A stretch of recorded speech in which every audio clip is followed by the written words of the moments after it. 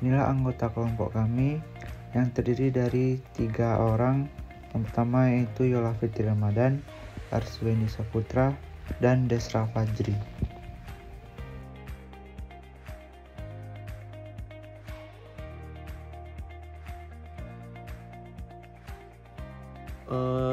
Baiklah, di sini saya akan menjelaskan sedikit latar belakang tentang kasus kebocoran data BPJS. Saat ini, perkembangan industri memasuki tahap 4, di mana industri teknologi dunia semakin berkembang. Teknologi digital merupakan kunci dalam revolusi industri 4 dalam era berbagai sektor kehidupan masyarakat. Semakin maju bantuan teknologi digital dalam era ini tidak terlepas dari akses internet dan semua aspek kehidupan masyarakat menjadi lebih efisien, fleksibel, dan mudah. Selain kemudahan dalam era digital adalah penyimpanan data menjadi lebih mudah, cepat, dan tertata rapi tanpa memerlukan ruang penyimpanan yang besar. Kasus yang terbaru kejahatan dunia maya adalah kebocoran data peserta BPJS.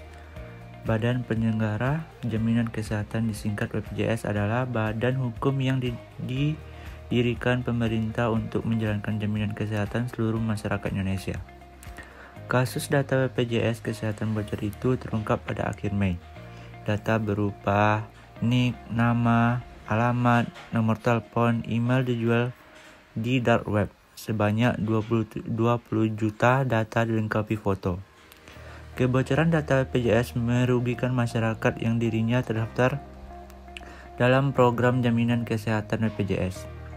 Data yang bocor dapat menimbulkan kerugian material maupun imaterial. Bocornya data BPJS membuat masyarakat tidak memiliki rasa aman dapat menyimpan data dari instansi pemerintah maupun swasta karena rentan menjadi korban kejahatan cybercrime. Kebocoran data pribadi dalam jumlah besar kembali terjadi.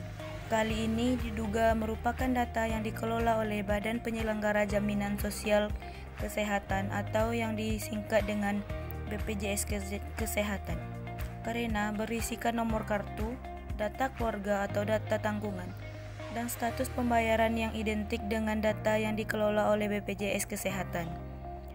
Kebocoran data pribadi akan berdampak serius terhadap banyak orang yang data pribadinya tersebar luas. Selain privasi terganggu, mereka dapat menjadi korban kejahatan cyber, seperti pemalsuan, penipuan, pemerasan, atau praktik doxing, yaitu membongkar dan menyebar informasi target sasaran oleh pihak-pihak yang tidak berwenang. Kebocoran data bahkan juga dapat mengganggu stabilitas negara. Kebocoran data penduduk memudahkan pihak manapun secara global untuk melancarkan operasi propaganda komputasional. Permasalahan terkait kebocoran data diri termasuk ke dalam permasalahan yang cukup krusial, karena yang mana permasalahan tersebut dapat menimbulkan kerugian hak privasi seseorang.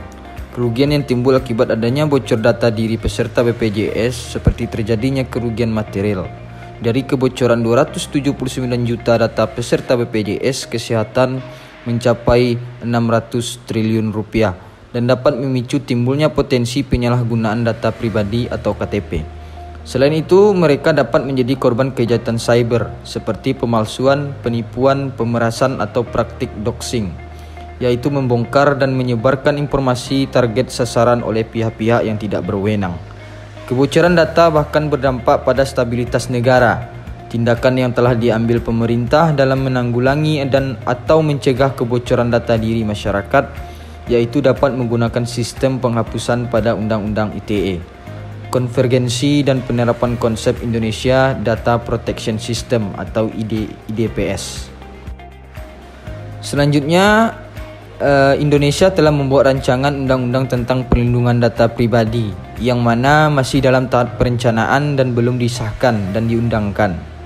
Indonesia juga memiliki beberapa undang-undang yang berkaitan dengan perlindungan data pribadi, yakni Undang-Undang Nomor 10 Tahun 98 tentang Perbankan, Undang-Undang Nomor 36 Tahun 1999 tentang Telekomunikasi, Undang-Undang Nomor 8 Tahun 1999 tentang Perlindungan Konsumen, dan Undang-Undang Nomor 14 Tahun 2008 tentang Keterbukaan Informasi Publik, dan Undang-Undang Nomor 36 Tahun 2009 tentang Kesehatan.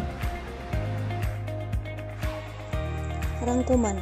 Ketentuan mengenai privasi dan data pribadi dapat ditemukan dalam Undang-Undang Nomor 19 Tahun 2016 tentang perubahan atas Undang-Undang Nomor 11 Tahun 2008 tentang Undang-Undang ITE. Perlindungan data pribadi dalam sistem elektronik mencakup perlindungan terhadap perolehan, pengumpulan, pengolahan, penganalisisan, penyimpanan, penampilan, pengumuman, pengiriman, penyebarluasan, dan permusnahan data pribadi. Setiap orang yang menyebarluaskan data pribadi itu tanpa hak.